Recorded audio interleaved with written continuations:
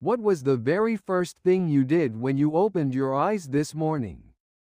Did you reach for your smartphone and scroll through notifications while your head was still on the pillow? Did you plug in your earphones on the way to work, turn on YouTube during lunch, and switch on Netflix after heading home? We live in an era where we cannot endure a single moment of doing nothing. Isn't it strange? We are the generation that possesses the most in history. The fastest deliveries, the vastest content, the most convenient technology. But why are we so exhausted? Why do we feel so empty? About 170 years ago, a young man confronted this question head-on. Turning his back on the noise of civilization, he entered the woods with only an axe and a few tools. His name was Henry David Thoreau. The 2 years and 2 months he spent by Walden Pond are the quietest yet most powerful messages sent to you at this very moment. Today, let us walk into those woods together. Thoreau was a successful man by societal standards.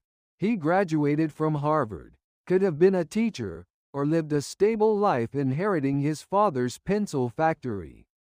Yet, on July 4, 1845, Independence Day, he moved into a cabin he built himself by Walden Pond. And he did it in a house that cost only $28.12. Why? He wrote in Walden. I went to the woods because I wished to live deliberately, to front only the essential facts of life. And not, when I came to die, discover that I had not lived. Let's pause here. He wasn't running away. Rather, he walked in the most courageous direction straight into the question we avoid every day. Am I truly living? A deliberate life. This is what Thoreau sought in the woods. A self-chosen simplicity. A life led not by the eyes of others, but by the voice within.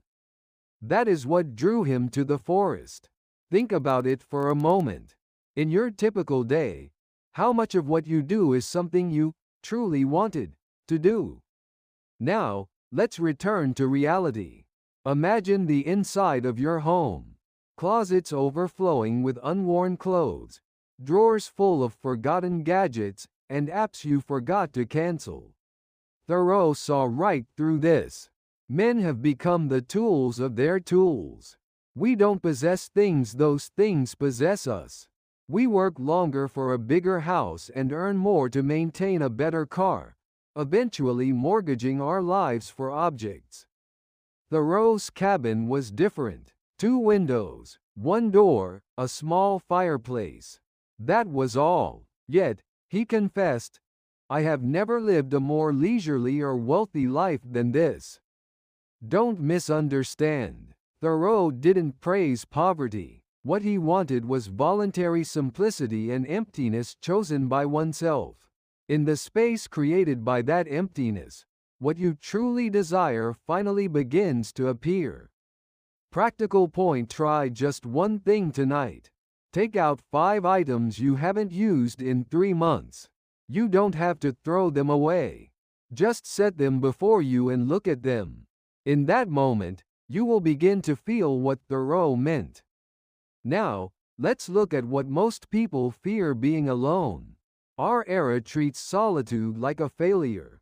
We hide the fact that we eat alone and feel left behind if we have no plans on the weekend. We are constantly connected to SNS, yet ironically disconnected from our own hearts. Thoreau strictly distinguished between loneliness and solitude. Loneliness doesn't happen because people are absent, it happens when you yourself are absent.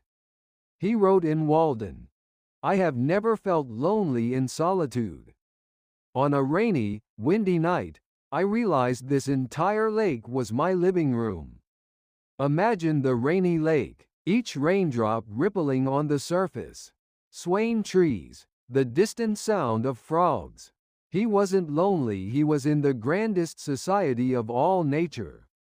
Practical point this weekend: go out into nature alone for just 1 hour.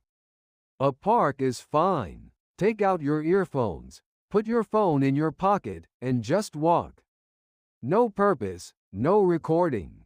It will feel awkward and uncomfortable at first, but Thoreau promises in that stillness, you will hear your own voice, which you had forgotten for so long. Thoreau left Walden after 2 years and 2 months. Why? Not because he failed. He said, I left the woods for as good a reason as I went there. Perhaps it seemed to me that I had several more lives to live. What's remarkable is that Thoreau didn't offer the woods as the only answer. He returned to the world with what he learned, that simplicity is an attitude, not a place. Solitude can be found on a subway or in 10 minutes of lunch as much as in the mountains. This is what we must learn from Thoreau. Reducing the noise of life is a choice, not a circumstance.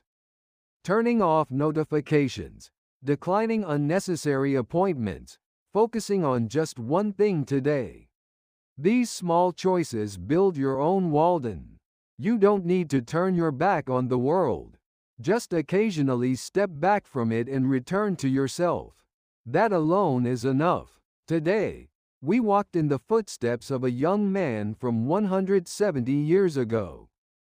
Thoreau's story is not a thing of the past. It is a letter to you, staring at the ceiling tonight with burnout, or fearing the day that will repeat again tomorrow morning. Walden is not a place, it is a state of mind. The moment you return to yourself, the moment the noise stops and you hear your own true voice. That is your Walden. Your Walden could be a bus window on the way home, a quiet kitchen at 5 a.m., or an empty company rooftop. It doesn't matter where it is. What matters is that in that moment, you ask yourself this: am I truly living right now? Thoreau said, the only thing I feared was discovered that I had not lived when I came to die. To avoid that fear, he went to the woods. Where will you go? If today's video touched your heart, please do just one thing right now. Put down your smartphone and just look out the window for a moment. That is enough. Your Walden has already begun.